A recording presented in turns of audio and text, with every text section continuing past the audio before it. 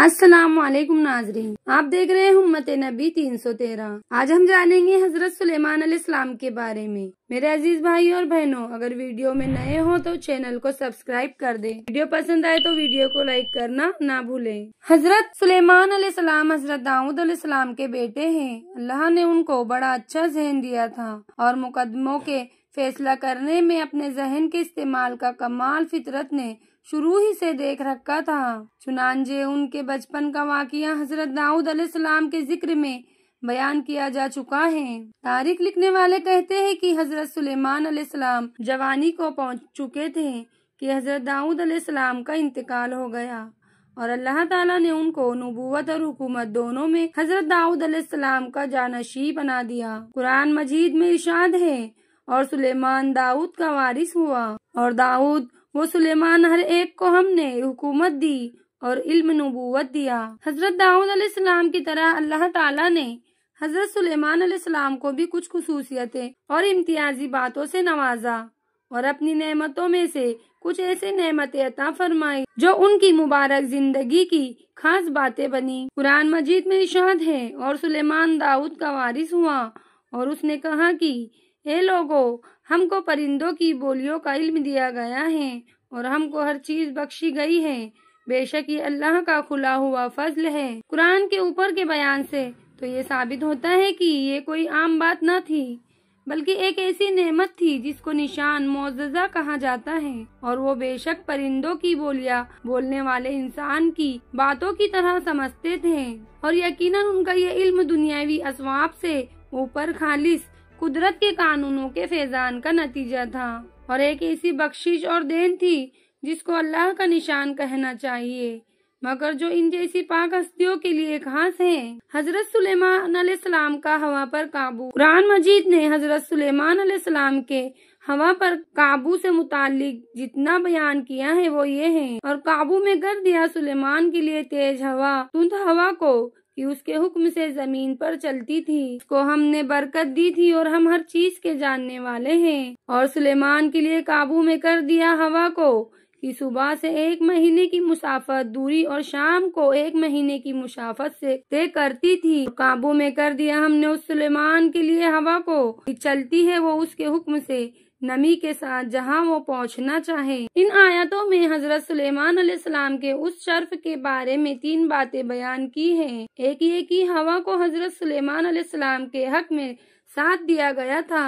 दूसरी ये कि हवा उनके हुक्म की इस तरह ताबे थी कि शदीद तेज व धुंध होने के बावजूद उनके हुक्म से नर्म और धीरे चलने की वजह से राहत पहुंचाने वाली हो जाती थी। तीसरी बात यह ही कि नम रफ्तारी के बावजूद उसके तेज चलने का ये हाल था कि हजरत सुलेमान अलैहिस्सलाम का सुबह व शाम का जुदा जुदा सफर एक साहसवार घोड़सवार की लगातार 1 माह की तेज रफ्तार दूरी के जितना होता था। गोया सुलेमान का तख्त इंजन और मशीन जैसे जाहिरी साधनों से कहीं आगे सिर्फ अल्लाह के हुक्म से एक बहुत तेज रफ्तार हवाई जहाज से भी ज्यादा तेज मगर हल्केपन के साथ हवा के कांधे पर उड़ चला जाता था। इसीलिए हवाओं को काबू में करने के वाक़ये को हजरत सुलेमान अलैहिस्सलाम की सच्ची नबूवत की खास और नुमाया बातों में से एक बात मानते हुए बिना किसी तावील के सही मान लिया जाए और बेकार की तफसील तावील और इसराइली खुराफात में ना उलझा जाए। हजरत सुलेमान अलैहिस्सलाम ने एक बार अल्लाह के दरबार में दिए दुआ की, ए परवरदिगार, मुझको बख्श दे और मेरे लिए ऐसी हुकूमत अता कर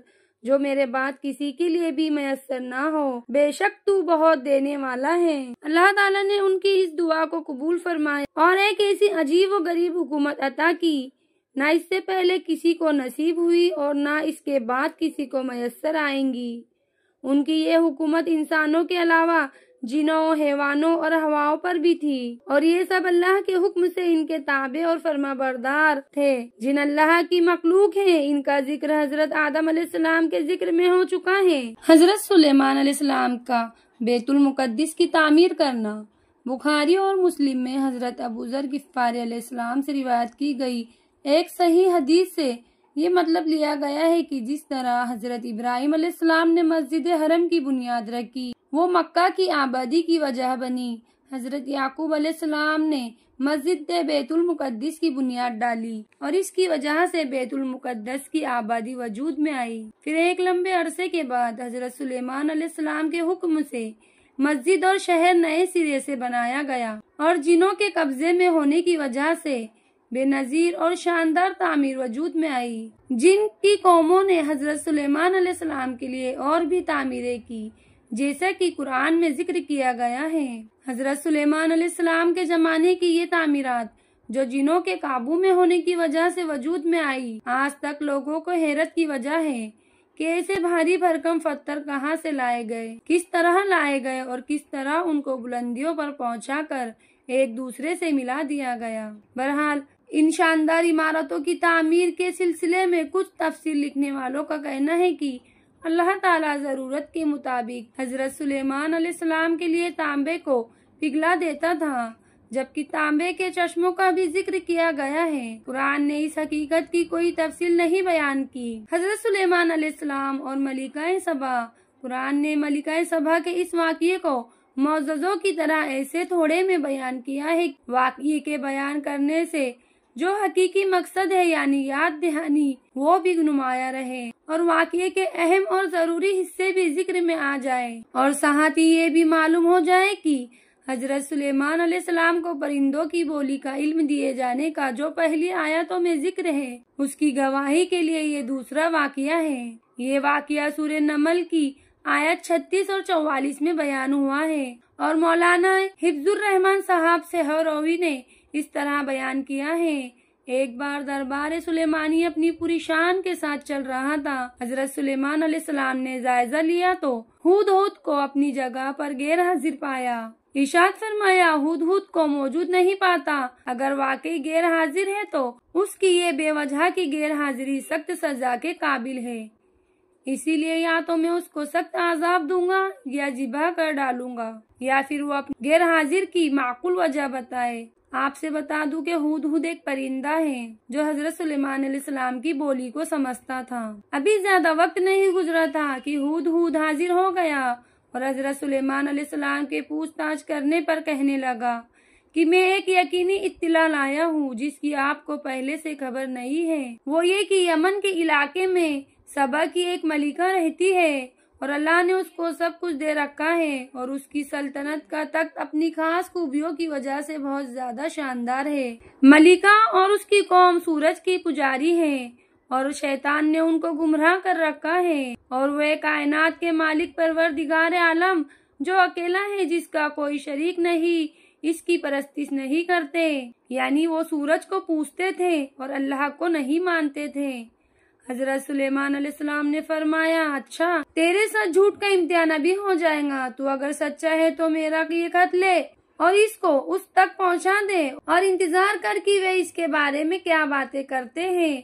मलिका की गोद में जब खत गिरा तो उसने पढ़ा और फिर अपने दरबारियों से कहने लगी, अभी मेरे पास एक मुअज़्ज़ा बहुत इज्जतदार खत आया है जिसमें ये लिखा है, ये खत सुलेमान की ओर से है। अल्लाह के नाम से शुरू है जो बड़ा मेहरबान रहम वाला है। तुमको हम पर सरकशी और सरबुलंदी का इजहार नहीं करना चाहिए और तुम मेरे पास अल्लाह की फरमाबरदार मुस्लिम होकर आओ। मलिका सबा ने ये खत की इबरत पढ़कर कहा, ए मेरे दरबारियों, तुम जानते हो कि मैं अहम मामले में तुम्हारे मशवरे के बगैर कोई कदम नहीं उठाती, इसलिए अब तुम मशवरा दो कि क्या करना चाहिए। दरबारियों ने कहा कि जहाँ तक रौब खाने का ताल्लुक है तो इसके कतई तौर पर जरूरत नहीं, क्योंकि हम जबरदस्त ताकत और जंगी कुव्वत के मालिक हैं। रहा मशवरे का मामला तो फैसला आपके हाथ में है, जो आप मुनासिब समझे उसके लिए हुक्म दीजिए। मलिका ने कहा, बेशक हम ताकत व शौकत वाले जरूर हैं,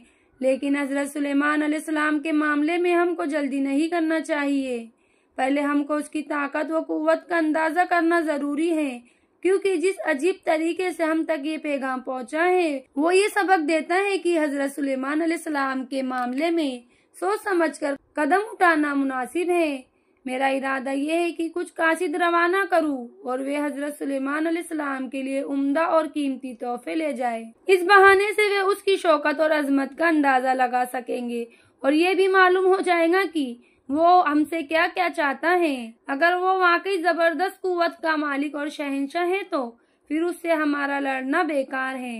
इसीलिए कि ताकत व शौकत के मालिक बादशाहों का ये दस्तूर है कि जब वे किसी बस्ती में फतह करते हुए और गलबा हासिल करते हुए दाखिल होते हैं तो उस शहर को बर्बाद और इज्जतदार शहरियों को जलील व ख्वार करते हैं। इसलिए बेवजह बर्बादी मोल लेने की क्या जरूरत है। जब मलिका सबा के काशी तोहफे लेकर हजरत सुलेमान अलैहिस्सलाम की खिदमत में हाजिर हुए तो उन्होंने फरमाया, तुमने और तुम्हारी मलिका ने मेरे पैगाम का मकसद गलत समझा। क्या तुम ये चाहते हो कि इन तोहफों के जरिए जिनको तुम बहुत कीमती समझकर खुश हो मुझको फुसलाओ? हालांकि तुम देख रहे हो कि अल्लाह ताला ने मुझको जो कुछ दे रखा है उसके मुकाबले में तुम्हारी ये कीमती दौलत बिल्कुल बेकार है।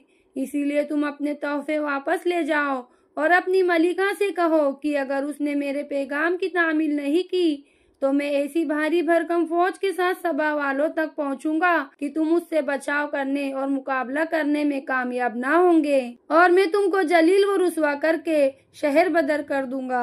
कासिदों ने वापस जाकर मलिका सबा के सामने पूरी दास्तां सुना दी और हजरत सुलेमान अलैहिस्सलाम की शौकत व अजमत को जो कुछ देखा था वो पूरा का पूरा सुनाया और बताया कि उसकी हुकूमत सिर्फ इंसानों पर ही नहीं बल्कि जिन और हैवान भी उनके फरमान के ताबे और सादे हुए हैं। मलिका सबा ने जब ये सुना तो तय कर लिया कि हजरत सुलेमान अलैहिस्सलाम से लड़ना अपनी हलाकत को दावत देना है।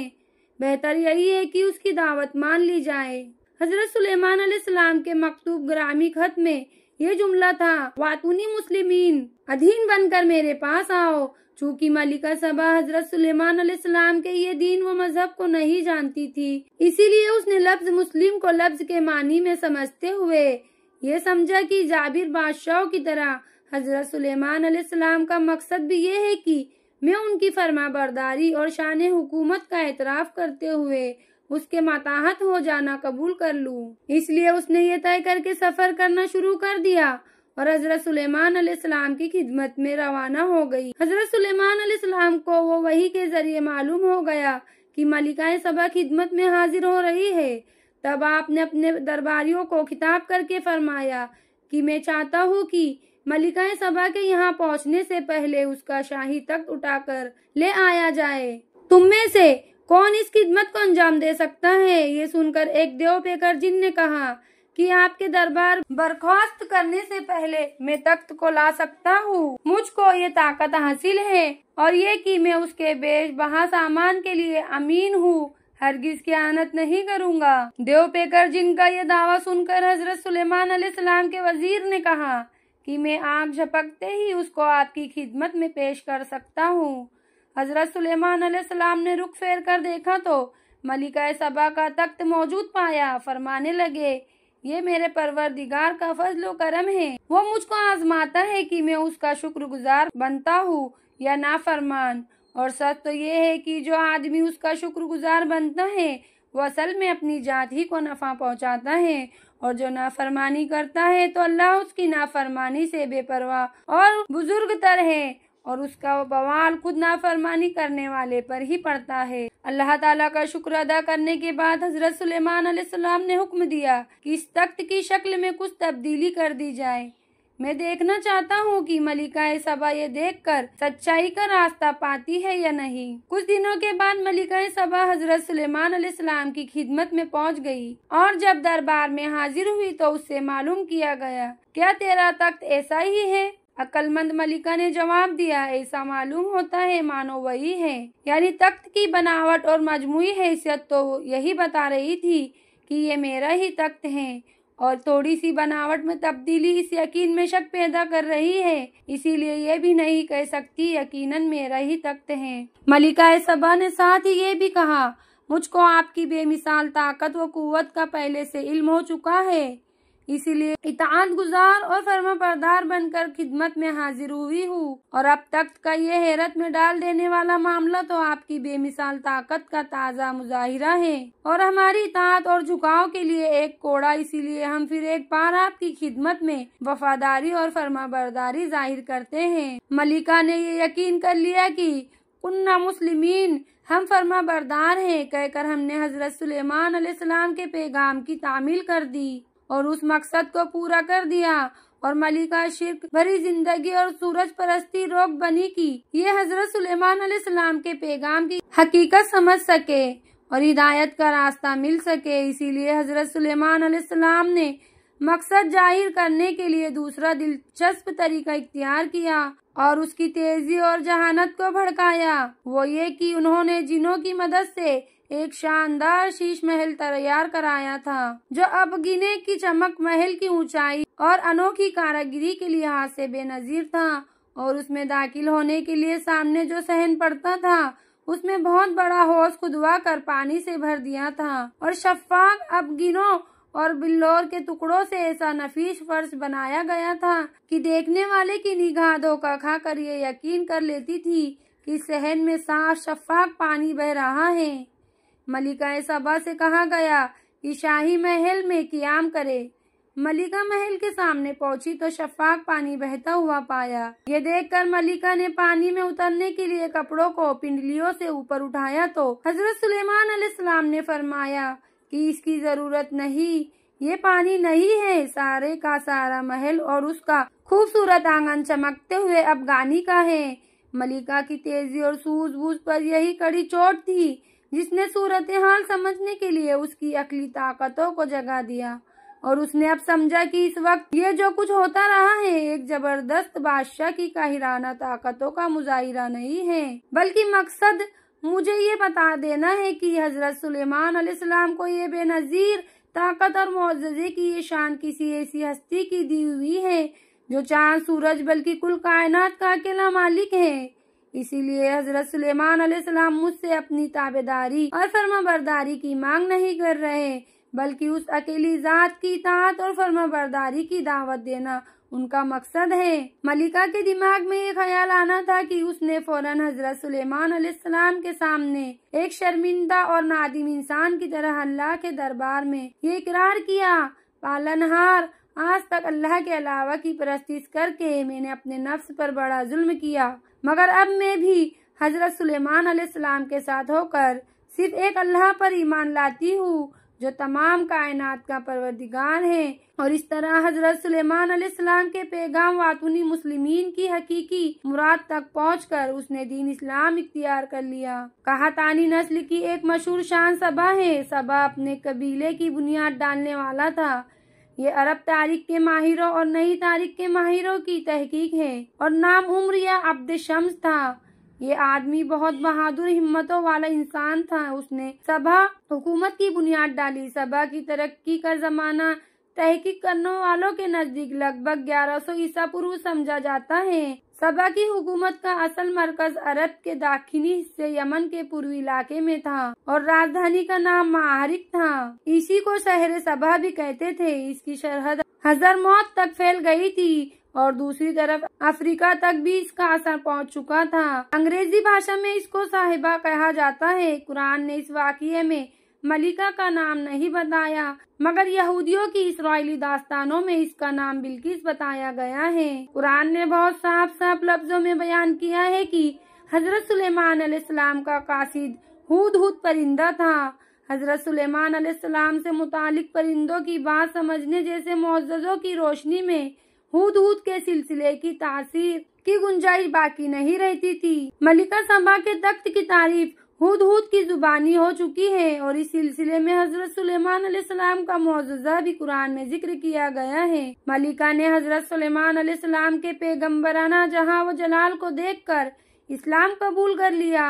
इस मुकम्मल वाक़ये में हजरत सुलेमान अलैहिस्सलाम की यही एक गरज थी जिसे उन्होंने अपने पहले ही खत में जाहिर कर दिया था, मगर मलिका उस वक्त इस गर्ज को ना पा सकी थी। कुरान और सही हदीसों में नफी या इस बात दोनों हैसियतों से उसके बारे में कोई जिक्र नहीं है। कुरान मजीद में हजरत सुलेमान अलैहिस्सलाम की वफात का जो वाक़या बयान हुआ है उसका हासिल ये है कि हजरत सुलेमान अलैहिस्सलाम के हुक्म से जिनों की बहुत बड़ी जमात शानदार इमारत बनाने में लगी हुई थी कि सुलेमान अलैहिस्सलाम को मौत का पैगाम पहुंचा, मगर जिनों को उनकी मौत की खबर नहीं हुई और वे अपनी जिम्मेदारियों को अदा करने में लगे रहे। और एक मुद्दत के बाद जब दिमक ने उनकी लाठी को चाट कर इस तआवुन संतुलन को खराब कर दिया, जिसकी वजह से हजरत सुलेमान अलैहिस्सलाम लाठी से टेक लगाए खड़े नजर आते थे और वे गिर गए।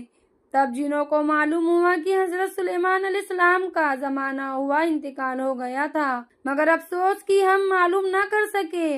काश कि हम गैब का इल्म रखते तो आज से तक इस मशक्कत व मेहनत में ना पड़े रहते जिसमें हजरत सुलेमान अलैहिस्सलाम के खौफ से मुब्तला रहे। कहते हैं कि जिनों पर जब ये राज खुला तो तामीर मुकम्मल हो चुकी थी, इसीलिए जिनों को अफसोस रहा कि अगर वे गैब अदा होते तो इससे बहुत पहले आजाद हो गए होते। इस जगह कुरान का मकसद जिस तरह हजरत सुलेमान अलैहिस्सलाम की वफात के वाक़ये को जाहिर करना है, उसी तरह बनी इसराइल को उनकी हिमाकत पर तंबी करना भी है। उनके अकीदे के मुताबिक अगर जिन गेबदा होते तो वे अर्श तक हजरत सुलेमान अलैहिस्सलाम के खौफ से बैतुल मुकद्दिस की तामीर या किसी दूसरे शहर की तामीर की परेशानियों में फंसे ना रहते। चुनांचे हजरत सुलेमान अलैहिस्सलाम की वफात का जिस शक्ल में उनको इल्म हुआ, उसके बाद खुद शैतानों जिनों को भी ये मानना पड़ा कि हमारा रोबदान का दावा कतई तौर पर गलत साबित हुआ है।